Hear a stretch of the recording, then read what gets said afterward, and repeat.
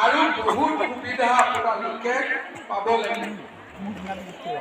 মই আপোনালোকক সুন্দৰ কৰি বুজাই দিম, আপোনালোকে বুজিব আৰু মই কোৱা মতে কামখিনি কৰিব। আগলৈও আমি এনেকে লগ পাই থাকিব।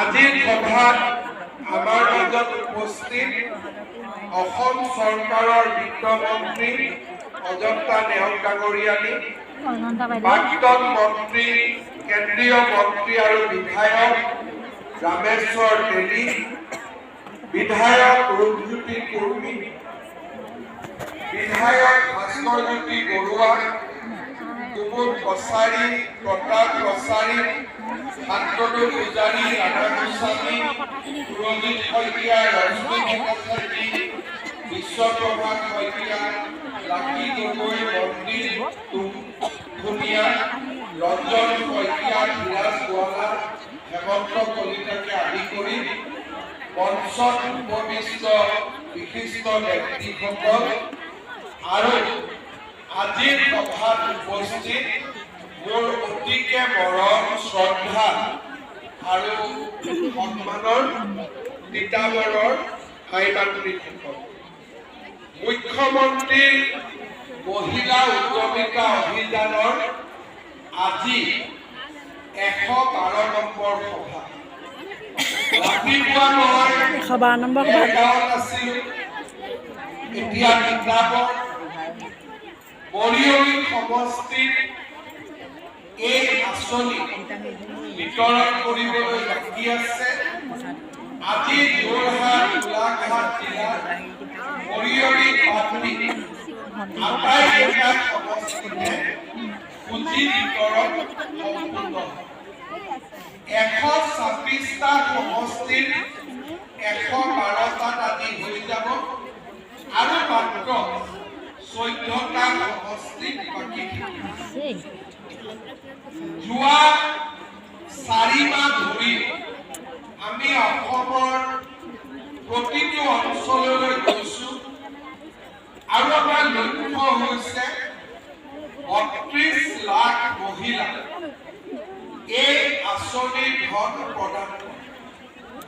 32 লাখ মহিলাক 10,000 টকাকৈ দিব যাওঁতে চৰকাৰৰ 3,200 কোটি টকা খৰচ হৈছে। আজি আমাৰ তিতাবৰত 35,400 আই মাতৃক আমি 10,000কৈ টকা দিম আৰু কিমান টকা তিতাবৰৰ ৰাইজে পাব? 35 কোটি টকাতকৈও বেছি তিতাবৰৰ বেংকৰ পৰা আপোনালোকৰ একাউণ্টত। আপোনালোকে অকণমান চিন্তা কৰি চাব, আজি 35 কোটি টকা তিতাবৰত আহিব, কিন্তু এজনো পুৰুষে নাপায়, সকলো অকল মহিলাৰ বেংক একাউণ্ট, পুৰুষৰ বেংক একাউণ্টত নাহে। অকল কাৰ বেংক একাউণ্টত আহিব? মহিলাৰ বেংক একাউণ্ট।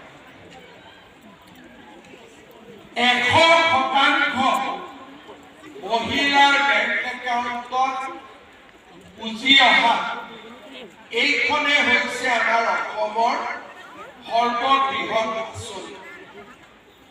ঠিক তেনেকে আমি যেতিয়া অৰুণোদয় আঁচনি আৰম্ভ কৰিছিলোঁ, অৰুণোদয় আঁচনিটো আমাৰ লক্ষ্য আছিলে যে মহিলাসকলৰ বেংকৰ একাউণ্টত পইচা পঠোৱা।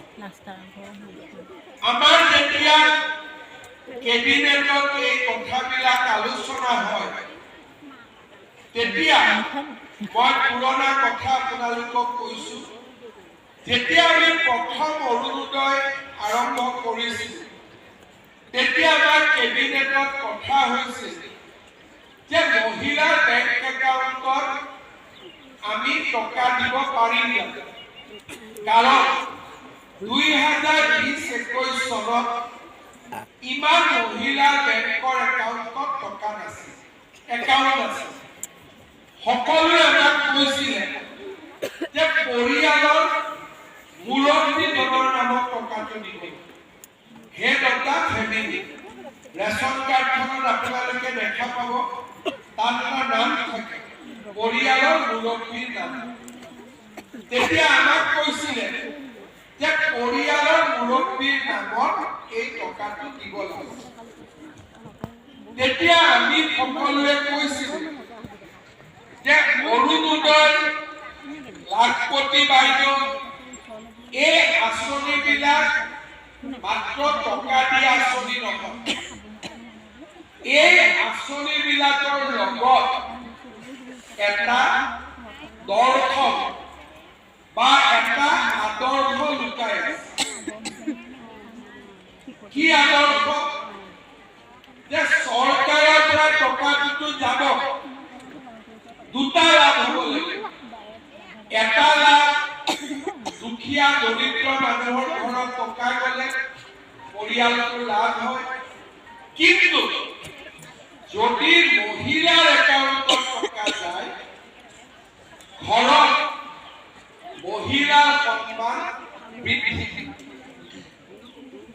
যেতিয়া মহিলা এগৰাকীয়ে উপাৰ্জন কৰিব আৰম্ভ কৰে তেতিয়া সমাজে মহিলাগৰাকীক সন্মানৰ দৃষ্টিৰে চায় আৰু ঘৰৰ উপাৰ্জন যদি মহিলাগৰাকীয়ে দুটা টকা আগবঢ়াব পাৰে মহিলাগৰাকীকো ঘৰৰ আন সদস্যসকলে সুকীয়া দৃষ্টিভংগীৰে চায় আজি যদি ৰাতিপুৱা 6টা বজাত 7টা বজাত 5টা বজাত ঘৰৰ পৰা আপোনালোক ওলাই আহিলেহেঁতেন ঘৰৰ মানুহজনে দুটা হ'লেও প্ৰশ্ন কৰিলে কিন্তু আজি তেওঁলোকেও গম পায় যে আপোনালোকে লাখপতি বাইদেউৰ চেক আনিব সেইকাৰণে কোনো ঘৰৰ মানুহে আজি আপত্তি কৰিছে নেকি সঁচা কথা কোনোবাই কৰিছে নেকি ঘৰত এতিয়া দুটা গাই গৰু যিটো গাই গৰুৱে বেছিকৈ গাখীৰ দিয়ে তাক আমি বেছিকৈ মৰম